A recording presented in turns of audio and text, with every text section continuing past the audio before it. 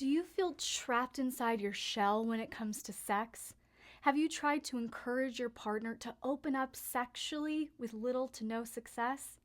If you answered yes to either of these questions, this video is for you, because today I'm going to teach you gentlemen how to bring your woman's inner sex vixen to the surface.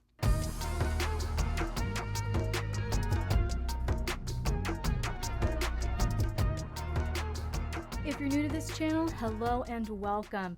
I'm Miss LX and I'm so glad you're here because I have heard your cries for help, ladies, and I got you today. So go ahead, grab your guy and plop him down in front of this screen, because although this information is helpful in any sort of relationship structure, the male-female orgasm gap is pretty staggering.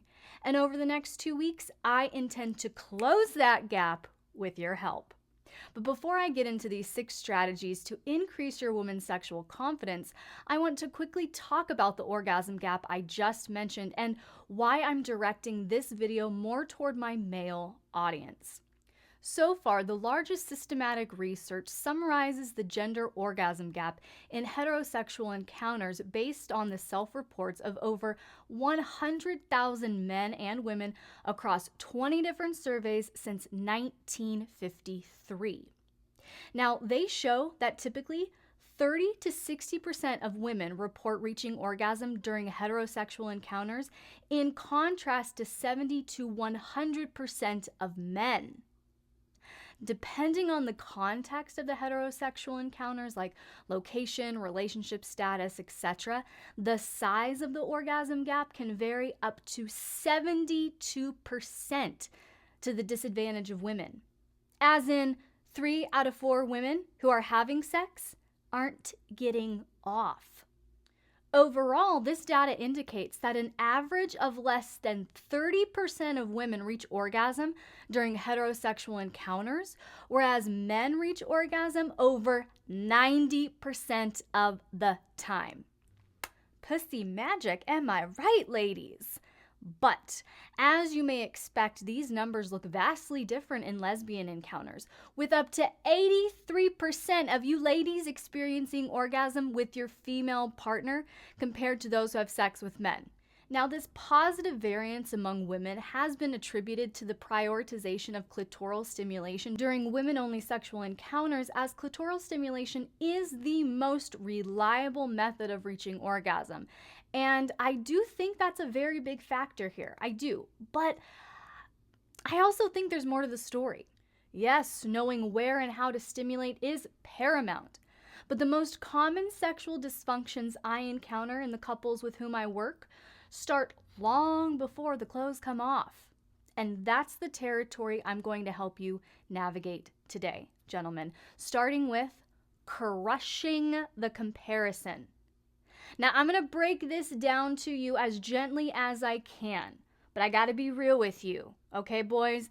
The vast majority of women will not be okay with you being romantically attached or expressing attraction for another woman. Yes, there are very open women who prefer a poly lifestyle. They're into cuckolding, swinging, etc. Those women are out there and they do exist. But that's the exception, not so much the rule. The experience, so supremely appealing to most women, is feeling like you're one and only, your queen, your goddess, the focus of your devotion, and the pursuit of your passion. She wants to feel like she holds your gaze and your heart, whether or not she is physically with you. Knowing in word and experiencing in action that you are wholly devoted to her and crave no one else but her, is wildly arousing and sexually empowering to most women. So, gentlemen, crush the comparison. Instead of seeking out sexy instas to follow, block anything that comes across your screen that would make your woman feel insecure if she saw it. Instead of peeping Pornhub after she's asleep, get to the root of why you feel like you can't connect with an actual flesh and blood woman, grow out of the porn, and invest in your woman. Instead of commenting on how good she would look in that lingerie as you check out the model in the commercial, change the channel and lock eyes with your woman instead. Instead of suggesting adding another partner when sex feels rote, show value to your woman and get to the root of the dissatisfaction. Because insecurity begins in tiny subconscious thoughts that slowly creep in, like, how long has he been following her? Is he more attracted to her than he is to me? Is he even attracted to me anymore? What does he like about her? What does she have that I don't? What do I need to do differently? How can I be better?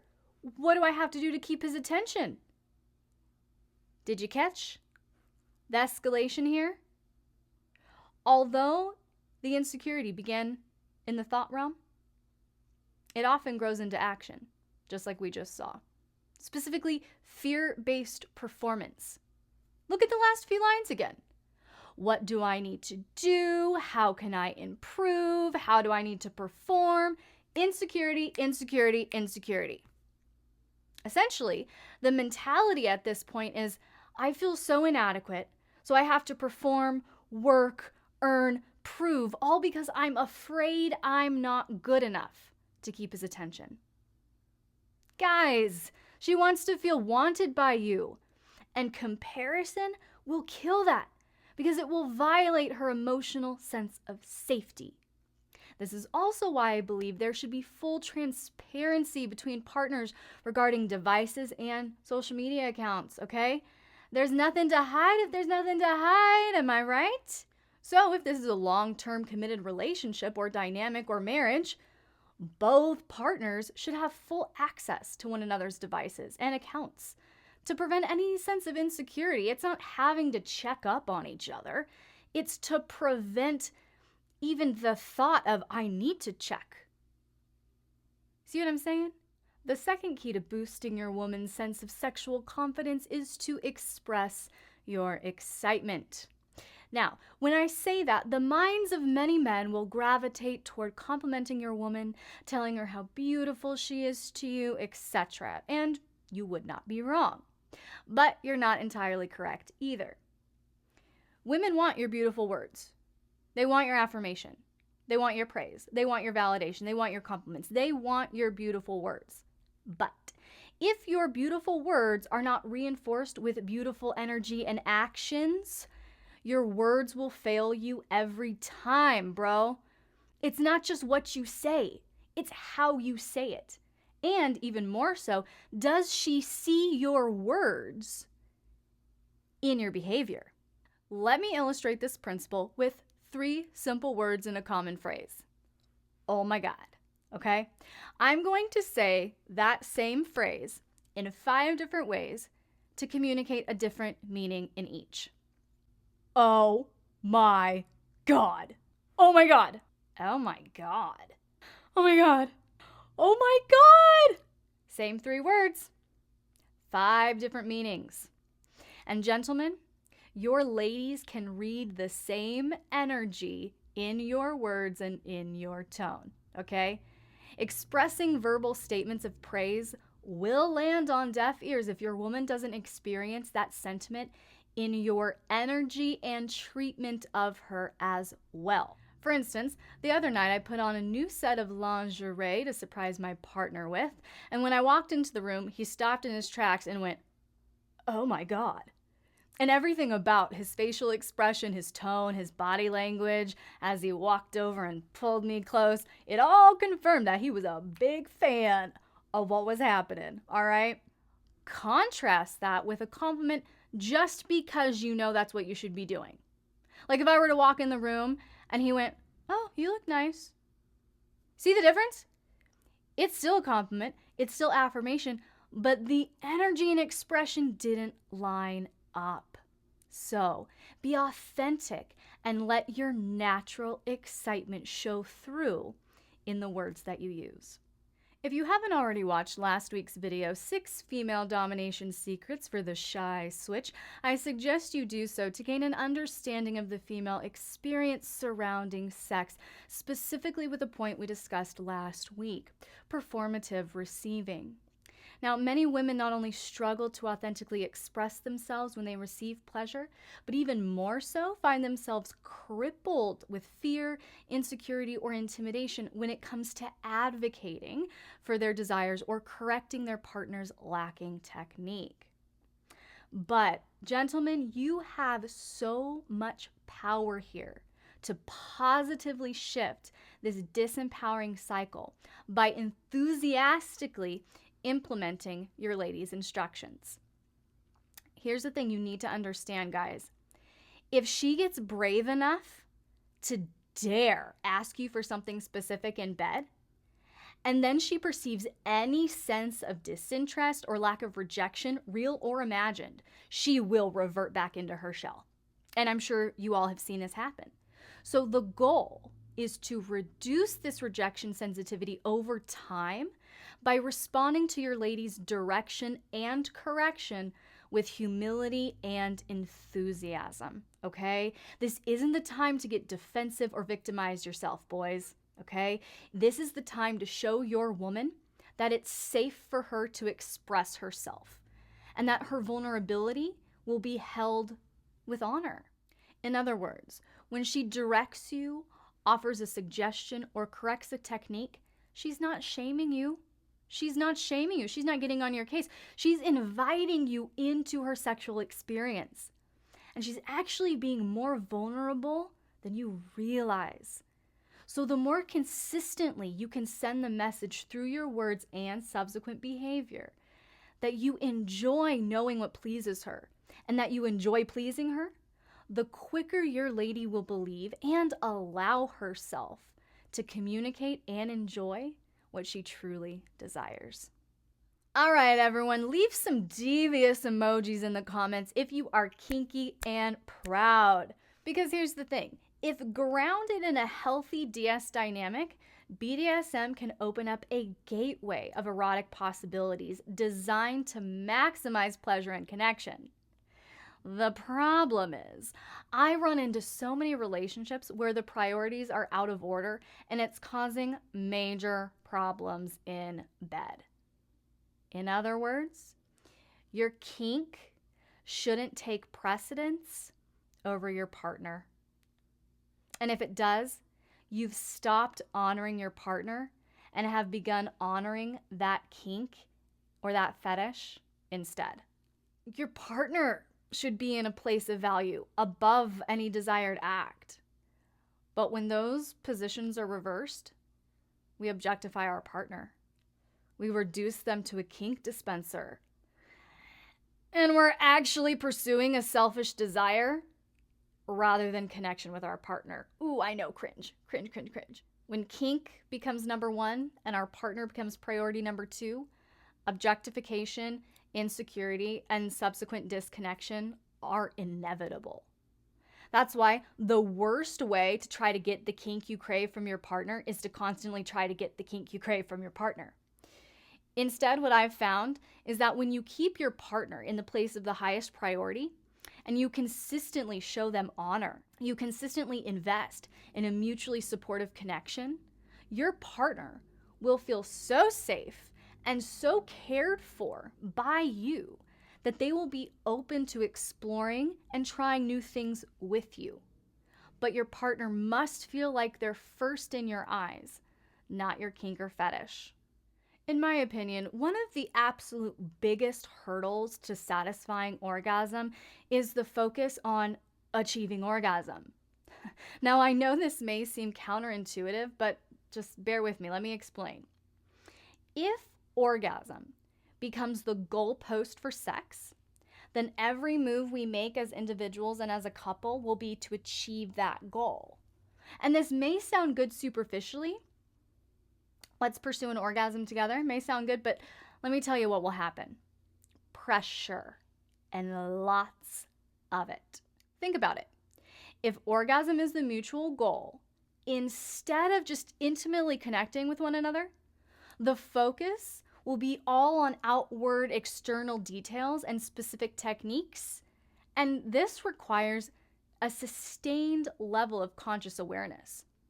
This isn't the state that renders you a nameless sack of potatoes after you've completely lost track of the last 3 hours, have damaged your vocal cords, and will unlikely be able to walk tomorrow. That state is only achieved by getting out of your head and into your body. So we need to prevent the pressure that creates the mind-body disconnection in the first place. I was working with a vanilla-curious couple recently who was running into this very problem. They've been married for many years, and unfortunately, the majority of those years have not been very satisfying sexually for either of them. As we probed into the specifics of their situation, they kept going on about all of these techniques, toys, and angles that they've tried, the typical time to achieve orgasm with each of these techniques, toys, and angles, and the wife even had a chart of all this data that looked more like something from Good Will Hunting than any sort of erotic guide. This is correct. We did this. So, I told them to throw it all out the window and just focus on being present in their bodies and connecting with one another. I gave them a few practical strategies to do so, some ideas to start incorporating, and within just a few weeks, they reported that their sex life was the best it had ever been, and orgasm was now a non-issue. And that, my friends, is the power of removing performative pressure. Orgasm should be the organic result of feeling safe and present in your body, not the anxiety-generated goal requiring cerebral attention and pressure-packed performance. Now, we talked earlier in this video about how enthusiastically implementing your lady's direction, correction, or instruction will boost her sense of confidence to more freely share her desires going forward.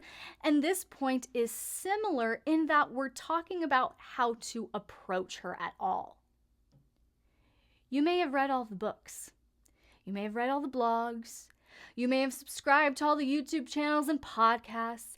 You may have had overwhelming success with all previous conquests. And you can absolutely take all of that information with you into your current relationship or dynamic. But I would also encourage you, gentlemen, to be receptive to her rulings. In other words, don't just assume what worked for one woman will work for another. Allow her to define or redefine what works for her sexually, and here's the key, without getting your ego involved. You think you're the oral master? She says she'd rather give than receive. If it's not her limit, you can still try it and see, how she likes it with you.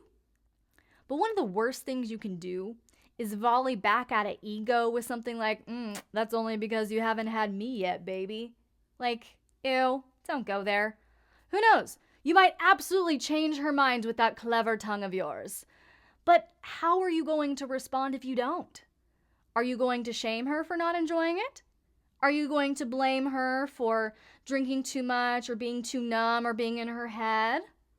Or are you going to respectfully respond to her rulings, not take it personally, and find something else that she enjoys more?